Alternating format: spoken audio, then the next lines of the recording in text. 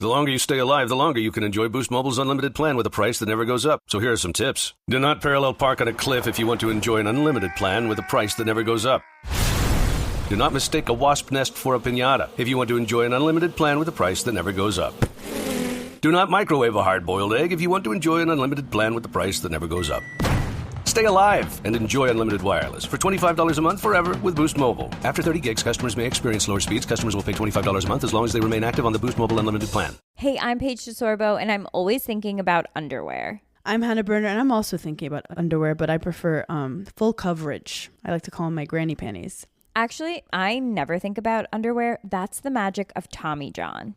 Same. They're so light and so comfy, and if it's not comfortable, I'm not wearing it. And the bras, soft, supportive, and actually breathable. Yes, Lord knows the girls need to breathe. Also, I need my PJs to breathe and be buttery soft and stretchy enough for my dramatic tossing and turning at night. That's why I live in my Tommy John pajamas.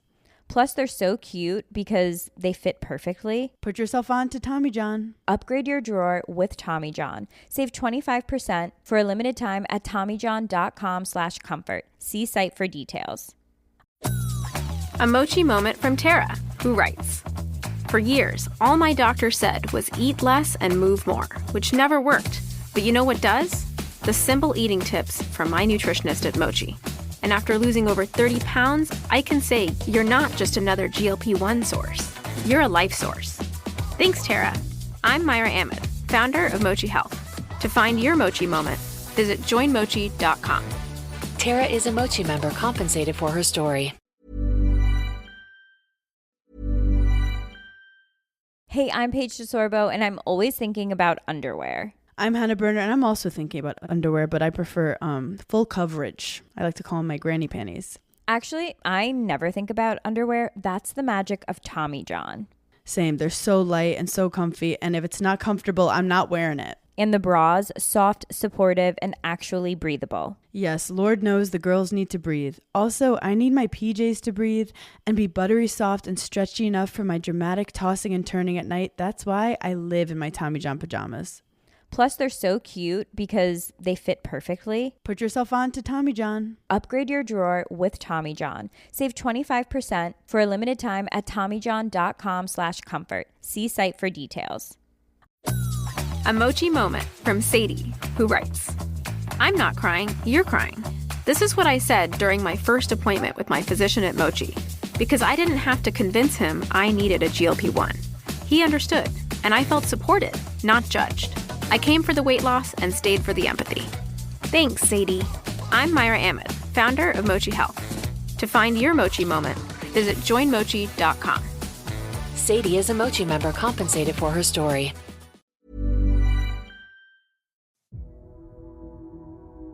It was just like the snap of a finger, and the next thing you know, we ended up in the ditch. Ruby was crying. She was saying, oh my God, oh my God. She just kept hitting the car. Quote from Tracy Dion. December the 12th, 1992. The darkness before dawn on a remote road near Lake Andes, South Dakota. A Chevy Monte Carlo pauses at a lonely stop sign on the Yankton Sioux Reservation. The temperature hovers below freezing, and the pavement glistens with black ice.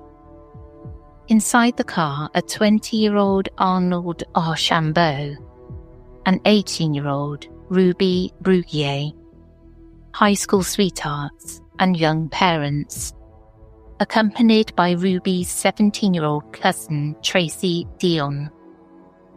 They'd been out celebrating on this winter night, perhaps a little too much. As Arnold presses the gas to pull onto Highway 281, the tyres suddenly lose their grip. In an instant, the car spins out of control and flips into a roadside ditch, landing upside down on the rock-hard ice. I'm Sarah Powell, and this is Obscurata, because some stories have no ending.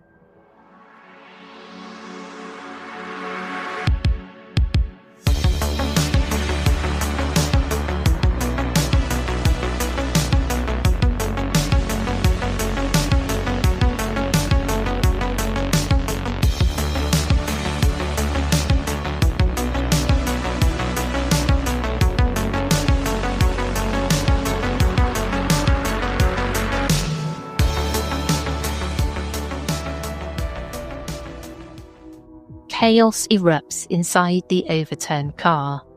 Tracy finds herself hanging upside down by her seatbelt. Disorientated, but alive. Ruby is beside her, hysterical and pounding on the interior, repeatedly screaming, "Oh my God!" as the realization of the crash sinks in. Amid the confusion, Arnold is nowhere to be seen. He isn't in the car at all. Perhaps he was thrown free during the rollover, or perhaps he hastily crawled out a broken window. Tracy isn't sure. With adrenaline surging, Ruby manages to shove open a door, just enough to squeeze herself out of the wreck. Hanging helplessly, Tracy cries out for Ruby not to leave her trapped. But Ruby disappears into the frigid pre-dawn darkness without a word. A moment later, the door slams shut, leaving Tracy alone and upside down in the wrecked car. In the eerie silence that follows, Arnold and Ruby have vanished. When emergency help finally arrives at the crash site, they find a bewildering scene. The Monte Carlo lies overturned in a frozen ditch just 75 feet from the road. Rescuers carefully pull Tracy Dion from the wreck and rush her to safety. She is shaken and bruised but alive.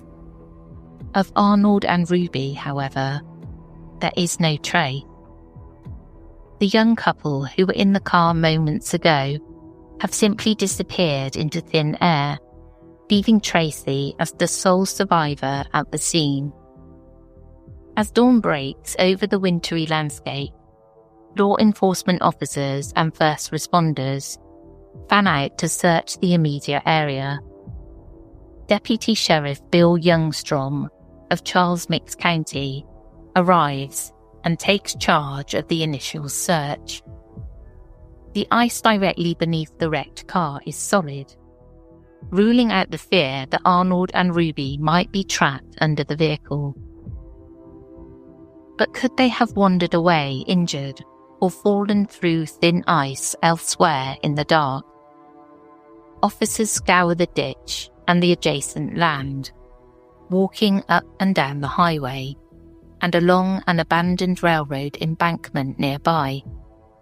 They even check the surface of Lake Andes, a short distance away, which is frozen over this time of year.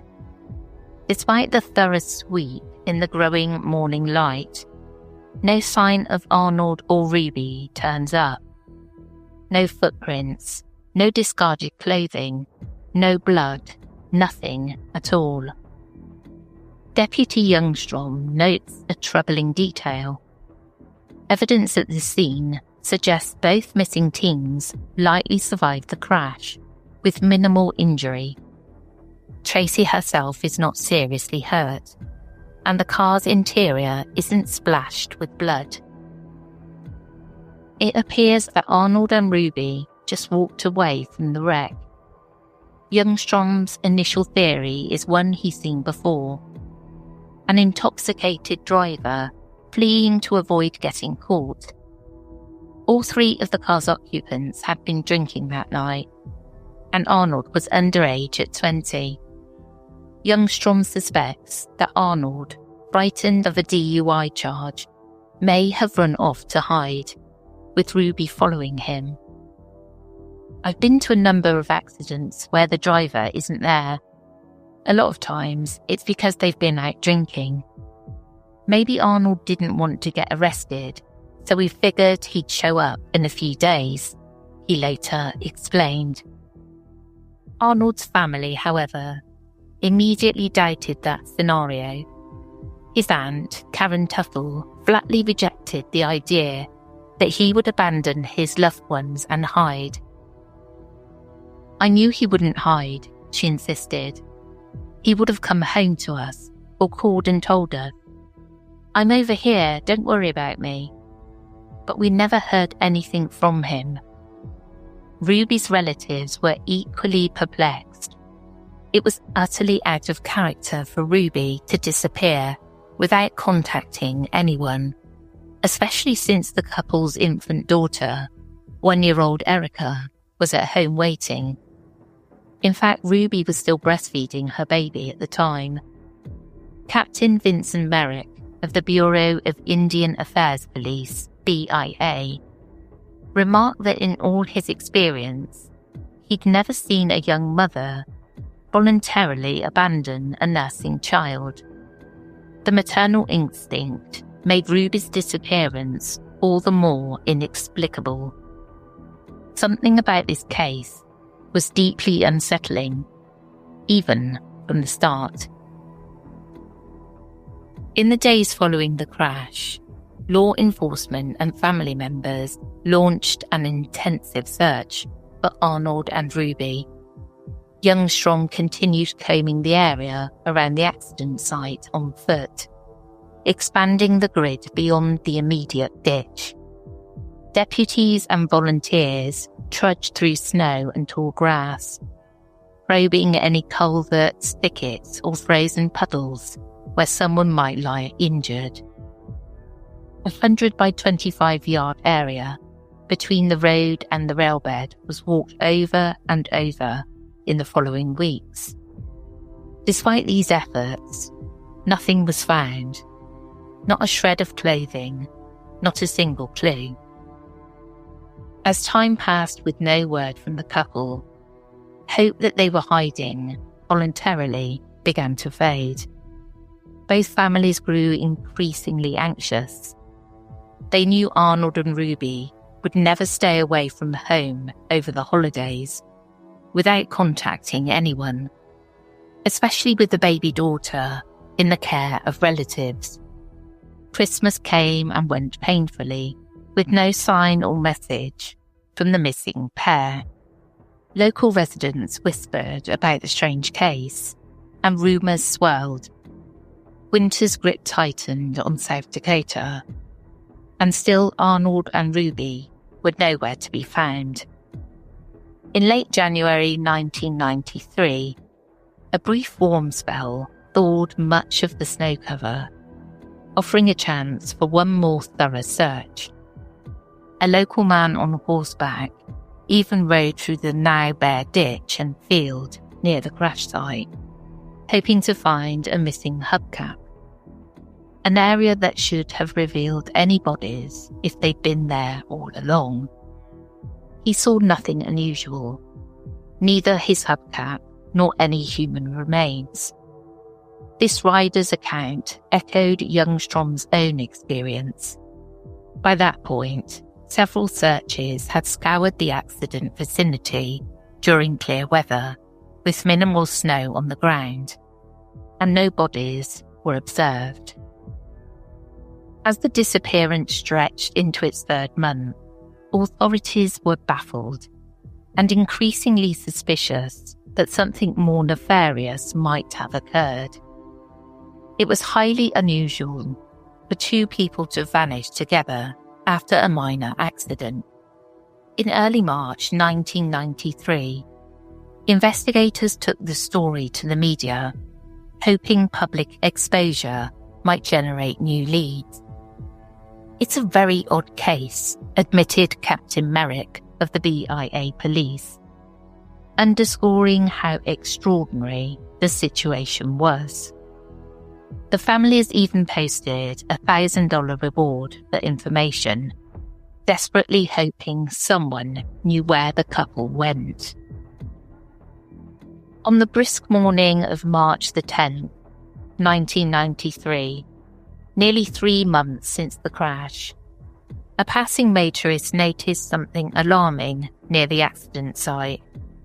With winter loosening its grip, meltwater had collected in the previously dry ditch. There, floating amid thin sheets of ice and cold runoff, was what appeared to be a human body.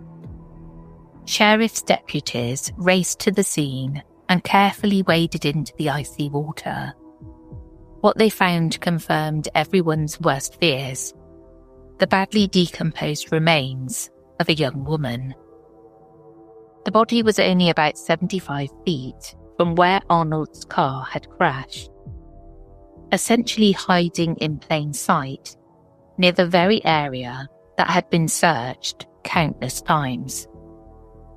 The corpse was in such an advanced state of decomposition that visual identification was impossible. Investigators had to rely on a small tattoo to tentatively identify the body as Ruby. Strangely, Ruby was still clad in the same clothing she had worn on the night of the accident, fully dressed except for her shoes and eyeglasses, which were missing from her body. Both of Ruby's shoes and her glasses have never been found, neither at the site nor anywhere else. Her clothing, meanwhile, was intact, not torn up or weather-beaten, yet her body was so decayed that authorities later needed dental records to officially confirm it was Ruby. The gruesome discovery of Ruby's remains raised far more questions than it answered. Stunned by finding Ruby, deputies immediately suspected Arnold must be nearby as well. They brought in pumps and began draining the waterlogged ditch to continue the search. The next day, March the 11th, 1993, their suspicions proved correct. As water was pumped out, the body of Arnold emerged from the muddy bottom of the ditch, only about 15 feet away from where Ruby had been found. Arnold's corpse had been fully submerged underwater, preserved by the cold, and it looked shockingly well preserved compared to Ruby's. In fact, investigators noted that Arnold's skin tone and condition appeared fresh, almost as if he had died very recently. Unlike Ruby, Arnold was found with shoes on and fully clothed, though officers could not determine if the clothing was the same outfit he'd been wearing in December. Notably, Arnold's body was not frozen to the ground, nor were his clothes, indicating that he had not been lying in that frigid ditch throughout the depths of winter. The contrast between the two bodies was stark and unnerving. The recovery of Arnold and Ruby brought an abrupt and tragic end to the missing person search, but it also transformed the case into a full-blown mystery. The location of the bodies was bewildering. How could both have been within mere yards of the crash site all along, in an area searched repeatedly, yet only now come to light? And why was one body severely decomposed, while the other was comparatively intact? Investigators on the scene felt a chill that nothing to do with the weather.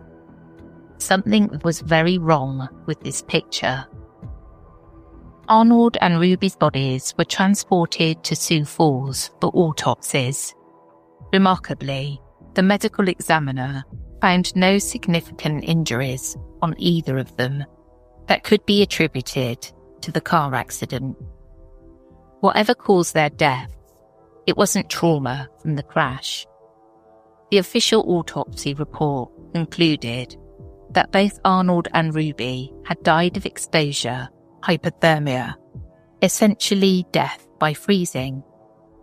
However, due to the state of the remains, the exact time of death could not be determined.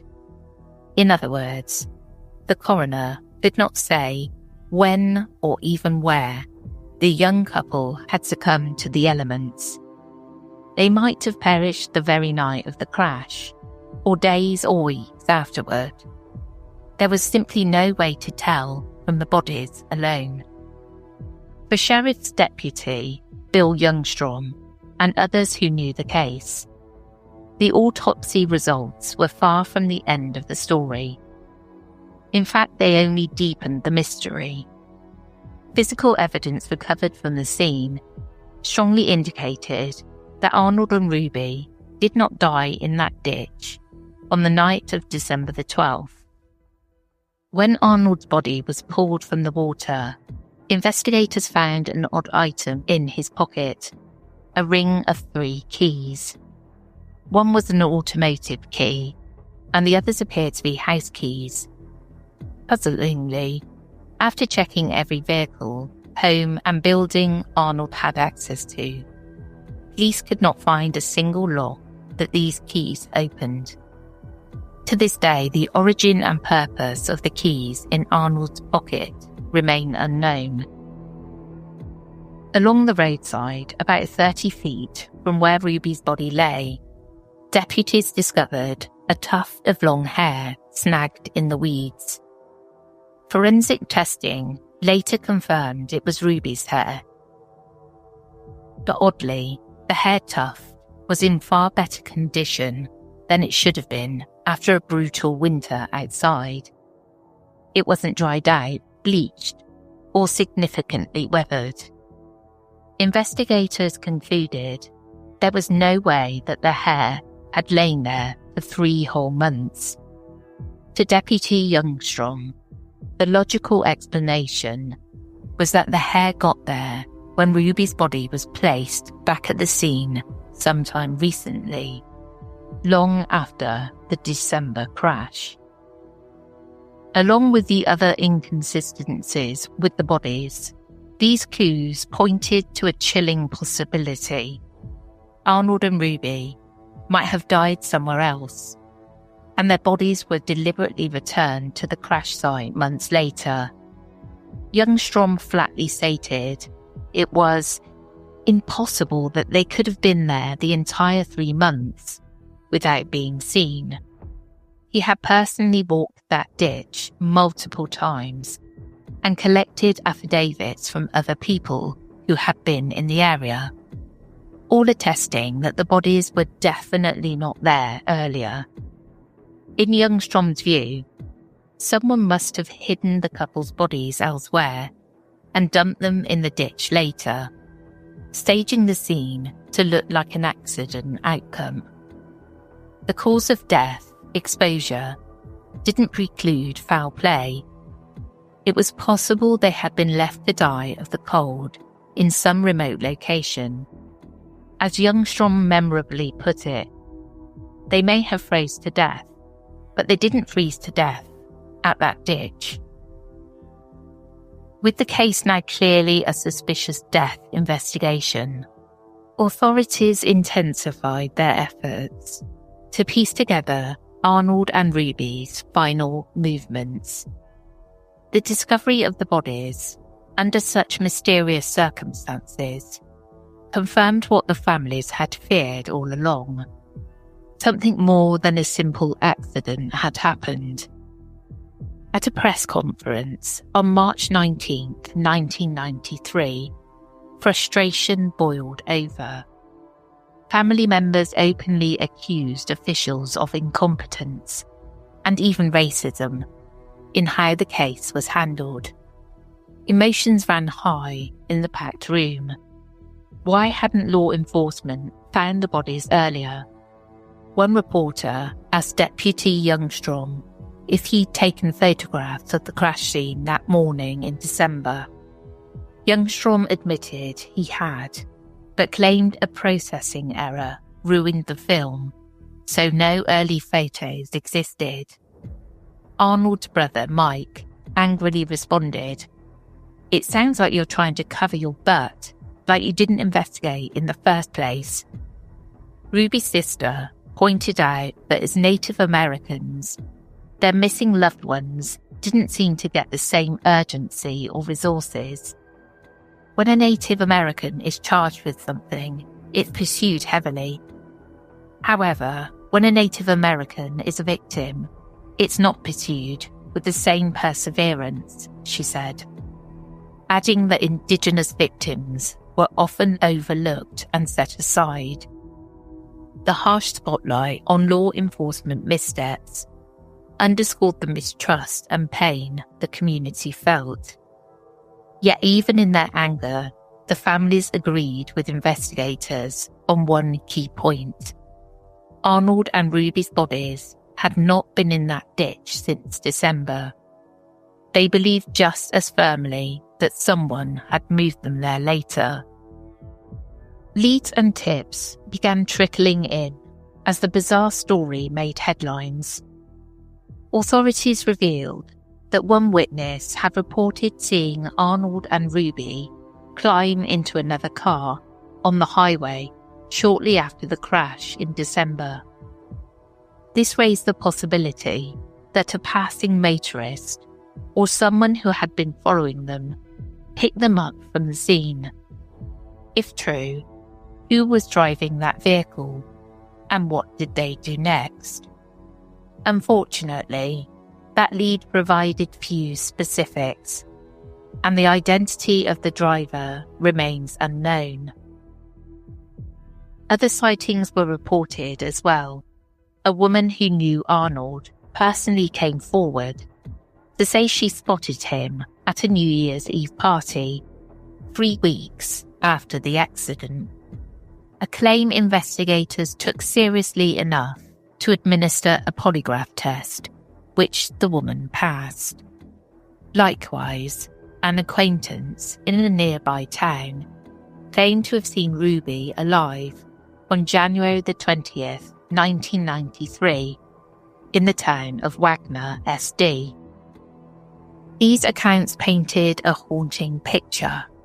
Could Arnold and Ruby have been alive, moving around the area for weeks after they vanished? Or were these cases of mistaken identity? Detectives couldn't be sure.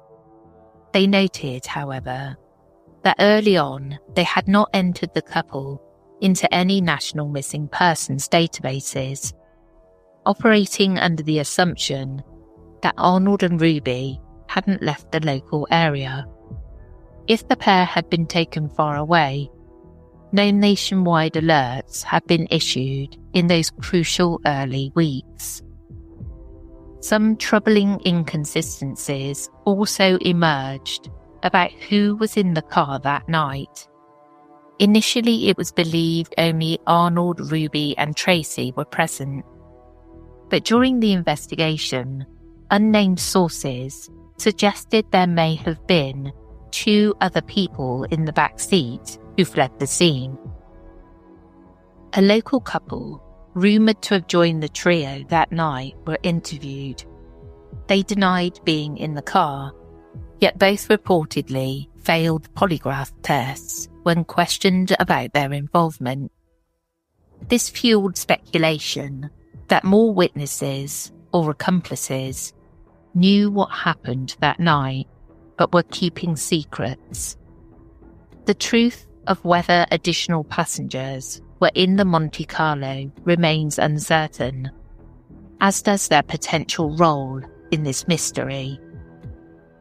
By late 1993, with leads growing cold, the case remained unsolved, but not for lack of effort.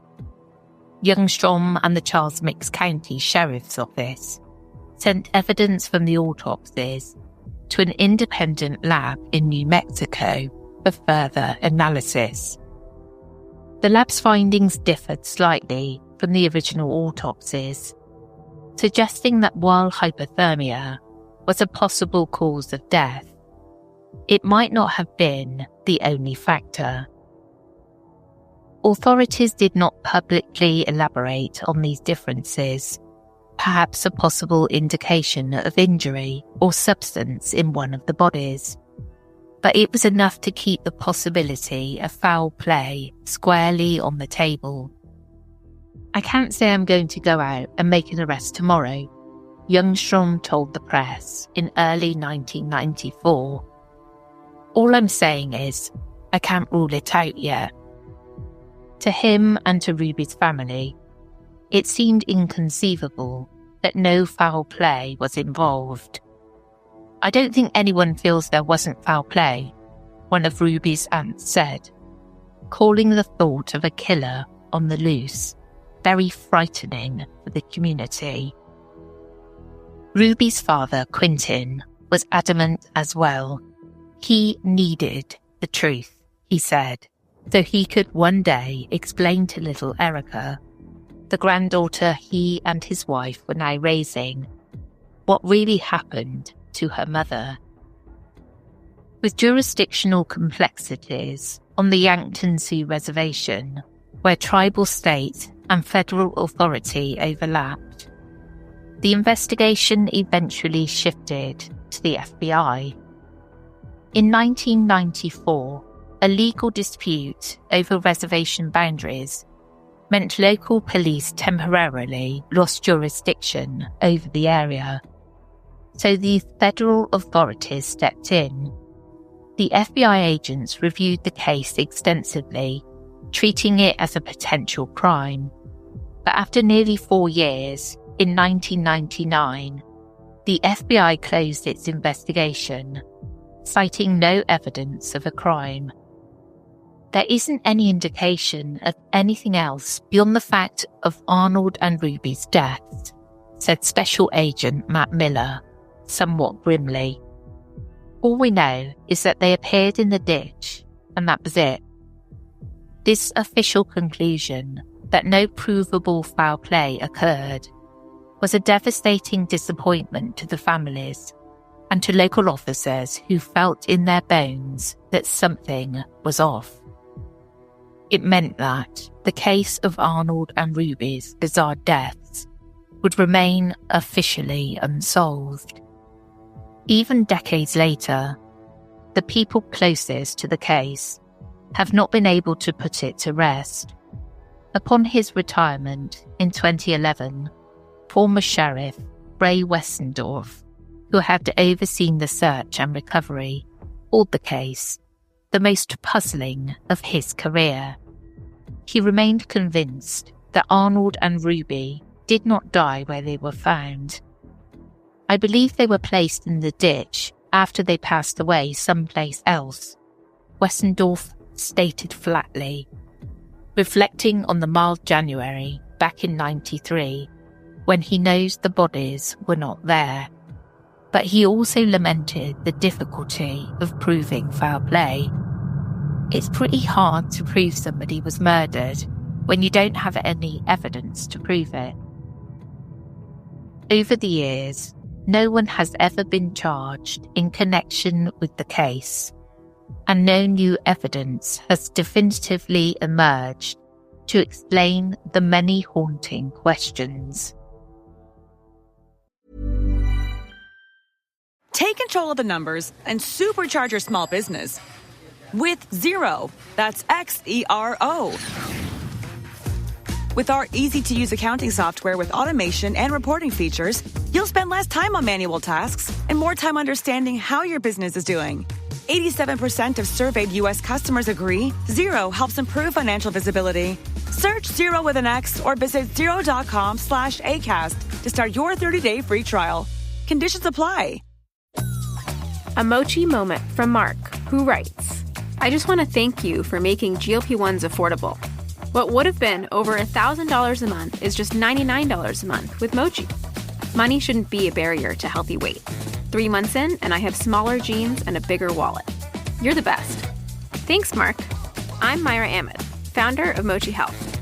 To find your Mochi moment, visit joinmochi.com. Mark is a Mochi member compensated for his story. In the absence of any answers, Arnold and Ruby have attained a poignant kind of immortality in true crime lore.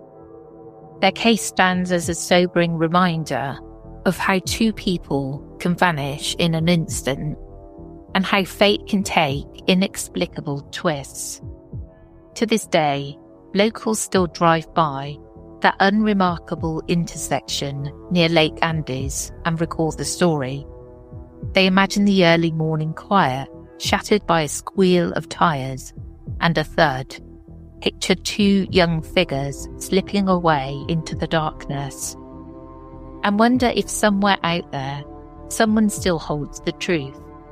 Who, if anyone, knows how Arnold and Ruby spent their final hours? And will this mystery on the reservation ever yield its secrets? The files may be closed and the case gone cold, but for the loved ones of Arnold and Ruby, the search for justice and truth remains as urgent as ever. A wound that has never fully healed, in a story with more shadows than answers. If you'd like to support this podcast, you can do so by rating and reviewing, and by visiting patreon.com/The Whispering Woods, where for £2.50 a month you can subscribe to the Obscurata tier and listen to all episodes ad-free. We are also on Apple Premium, where you can subscribe directly in the app. And for $4.99 a month, you can listen to this podcast and our other podcast, The Whispering Woods, ad-free. I want to say a quick thank you to Rog for fact-checking and editing. And as always, stay curious and sleep with the lights on, just in case.